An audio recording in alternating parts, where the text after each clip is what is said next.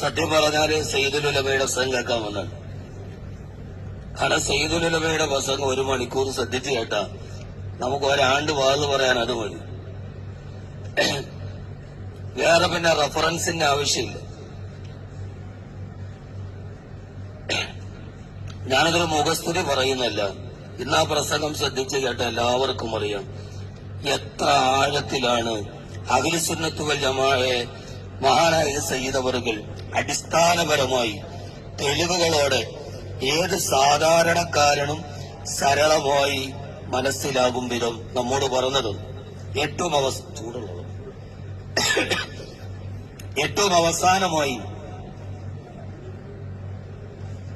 അഹ്ലു സുന്നത്ത് വൽ ജമാഅ പറഞ്ഞ്, പിന്നെ ദുനിയാവിനെ പറഞ്ഞ്, പിന്നെ തസ്കിയത്ത് പറഞ്ഞ്, അവസാനം ഔറാദുകളും അഅ്മാലുകളും പറഞ്ഞ്, പിന്നെ ഒരു ദുആ ചെയ്ത് ജാമിയും മാനിയുമായൊരു പ്രസംഗം കഴിഞ്ഞു പോകുമ്പോ യഥാർത്ഥത്തിൽ ഇങ്ങനെ ഒരു പ്രസിഡന്റിനെ കിട്ടിയ നമ്മൾ ഭാഗ്യവാന്മാരാണ്.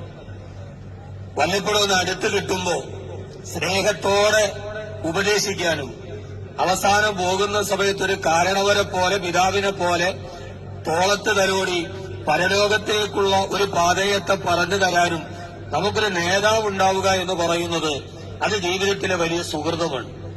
അള്ളാഹു മഹാനവറുകൾക്ക് ആഫിയത്തും ആരോഗ്യവും ദീർഘായുസ്സും പ്രദാനം ചെയ്യുമാറാകണം. സയ്യിദുൽ ഉലമയുടെ പാണ്ഡിത്യം അതാണ്. ഇമാം സുബക്കി തങ്ങളുടെ ആ ഇവാറത്ത് പറയുമ്പോ ഞാനതിനെ ഒപ്പെത്താൻ വേണ്ടി ശ്രമിക്കുന്നുണ്ട്, പക്ഷെ കഴിയുന്നില്ല. ബഹുമാനപ്പെട്ട സയ്യിദുൽ ഉലമ കൊല്ലത്ത് വരുമ്പോഴൊക്കെ ഈ വിനീതന്റെ സ്ഥാപനമുണ്ട്, ഹംദാൻ ഫൗണ്ടേഷൻ. അവിടെ കുട്ടികൾക്ക് ഞാനൊരു 2 മണിക്കൂർ സയ്യിദുൽ ഉലമയുടെ കൂടെ സയ്യിദുൽ ഉലമയുടെ ഒരു ദർസ് വെക്കും. കുട്ടികൾക്ക് അങ്ങനെ ഒരു ശിഷ്യബന്ധം കിട്ടട്ടെ. യഥാർത്ഥത്തിൽ ആ 1 മണിക്കൂർ ദർസ് കേൾക്കുമ്പോ ഉള്ളിൽ നിന്ന് വരുന്ന ആ ഒരു വരവ്, അത് എപ്പോഴാ റഫർ ചെയ്യുന്നത്, എപ്പോഴാ മുത്താല ചെയ്യണമെന്നൊന്നും അറിയില്ല. അത്രമേൽ വലിയ ആഴത്തിലുള്ള, ഞാൻ മഹാനായ സയ്യിദുൽ ഉലമയുടെ മുത്താലയുടെ തബഖുറിൽ അത്ഭുതപ്പെട്ടു നിന്നിട്ടുണ്ട്.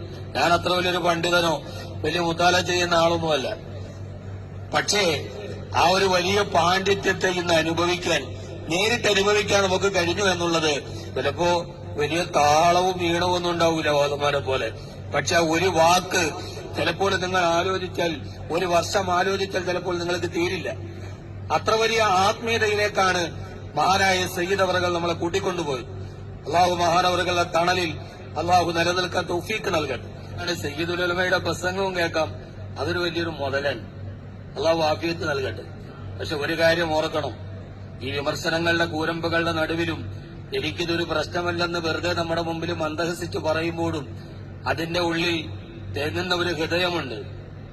മുത്ത് റസൂൽ നമ്മളെ ഏൽപ്പിച്ചിട്ട് പോയ ആ കപ്പലിന്റെ ഉള്ളിൽ, കപ്പിത്താന്റെ ഉള്ളിൽ ഒരു ചെറിയ നൊമ്പരമുണ്ട്. ആ നൊമ്പരങ്ങൾക്കൊന്നും നമ്മൾ കാരണമാവാതിരിക്കാൻ, നമ്മുടെ ആക്കിബത്ത് മോശമാകാതിരിക്കാൻ നമ്മുടെ വാക്കുകൊണ്ട്, നമ്മുടെ നോക്കുകൊണ്ട്, നമ്മുടെ പ്രവൃത്തി കൊണ്ട് ബഹുമാനപ്പെട്ട ഹബീബോർ നമ്മൾ കേൾപ്പിച്ചിട്ട് പോയ ആ മഹാ കണ്ണിയുണ്ട് മദീനയിലേക്കെത്താൻ. അങ്ങനെ ചിരിച്ചുകൊണ്ട് പറയുമ്പോഴും എനിക്ക് തങ്ങളുമായി കുറച്ചുകൂടി അടുത്ത് ഇടപെടുന്ന ആളെയാണ്, കുറച്ചുകൂടി അടുത്തിടപെടുന്ന ആളാണ്.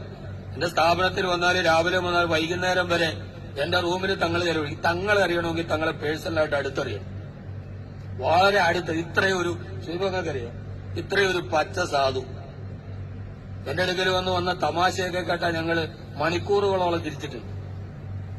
അള്ളാഹു ആഫിയത്തും ആരോഗ്യവും കൊടുക്കട്ടെ. സഹോദരങ്ങളെ, നമുക്കെന്താവുള്ളൂ? നമുക്കൊന്നുമില്ല.